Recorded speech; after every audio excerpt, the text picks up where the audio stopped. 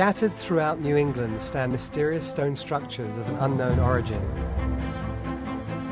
Long neglected by scientists and historians, the theories regarding their creation now range from the mundane to the extraordinary.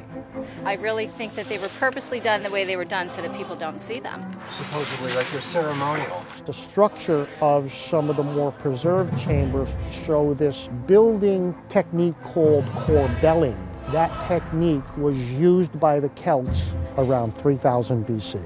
You can make a nice story out of any of them, but because there's no archaeological remains, pottery or anything, these were built by early settlers. Colonials, early settlers, Vikings, ancient druids, or somebody else entirely.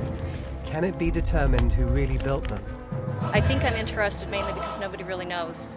I always like a good mystery. I like the story, but I can't find any proof to it. They may truly be the last remnants of an ancient civilization. Join us as we investigate the surprising history of New England's stone structures. There is a mystery. People think they have to go to Egypt and Giza to see magical places, or Newgrange in Ireland. People in America don't realize that some of the greatest mysteries are sitting right in their backyards. Hidden in plain sight throughout the United States stand guideposts to an unknown history. Mysterious sites and structures exist in every region of the country, offering clues to a national timeline that may differ from the one taught in classrooms. We will peel back the layers of time to discover an America where history, science, and mythology converge.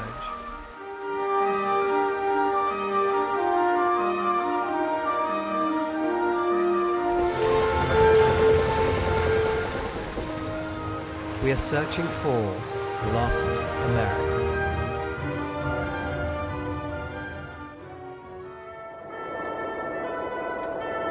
It's the middle of winter in Putnam County, New York, but that's not stopping this team of local explorers from hiking deep into the woods to visit some of the area's most famous chambers.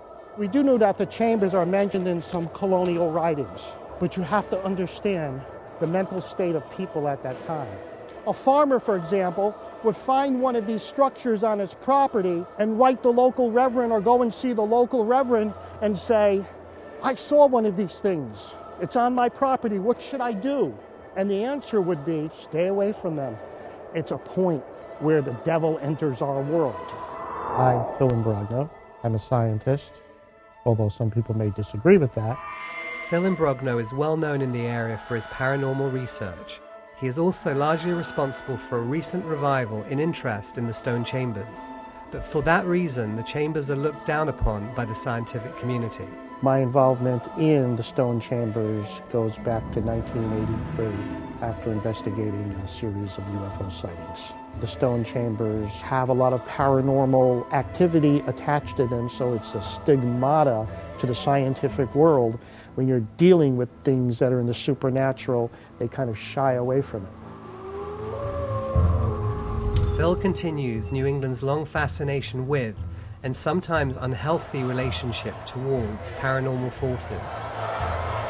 From the New Jersey Devil to the Hudson Valley's UFO sightings, the local mythology covers the entire paranormal spectrum. There are people who actually came over here that still held on to the old pagan ways. They came here because of freedom of religion. They found these chambers, they were delighted. That gave them more credibility that their gods were very real, because they were here in the New World. These people were eventually caught and arrested and put to death and burned and hung as witches. But Phil claims there is more to his work on the stone chambers than the paranormal and the work of overactive imaginations. The definition of science is making known what is unknown. In order to do that, you have to have an open mind and go where the evidence leads. The bedrock of Phil's work, and most of the theories that revolve around the stone chambers, is that there is a startling similarity between the stone chambers in New England and confirmed ancient structures in Ireland, England, and France. The stone chambers are a physical phenomenon. There are structures, they're there, you can see them, you can study them, you can take your time studying them, how the rock was cut, how it was placed. In 1992, an Irish archaeologist and a professor of Celtic studies from Edinburgh, Scotland, came here and looked at the chambers. It was their opinion that these chambers were pre-Celtic. Phil's work has slowly infiltrated the mainstream. In 1996, New York's Visitors Bureau changed its listing on the stone chambers to reflect one of Phil's theories, that the stone chambers could have been built by ancient Druids. A very famous archaeologist said to me, those places are archaeologically sterile. If you go in there, you find colonial artifacts, indicating that they're probably from colonial times. 100 years from now, if you dig in one of these chambers, you're going to find artifacts from the 20th century. Are people going to think that people from the 20th century built them? And if they find a can of Budweiser, come on, give me a break. There is a mystery out there that needs to be solved. There are so many things out there, some of them just laying in somebody's backyard. Carved standing stones with inscriptions on it, stone chambers that haven't been discovered. There is a lost America out there, but it's being slowly covered and hidden by the development and the population growth of the Northeast. When we return, we'll take a tour of Putnam Valley's most unique chambers.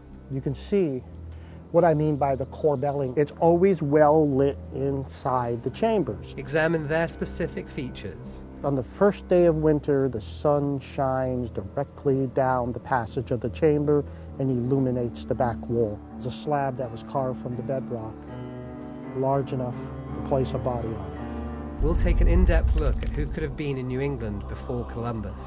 Their faces were as fire, and their eyes were of the sky.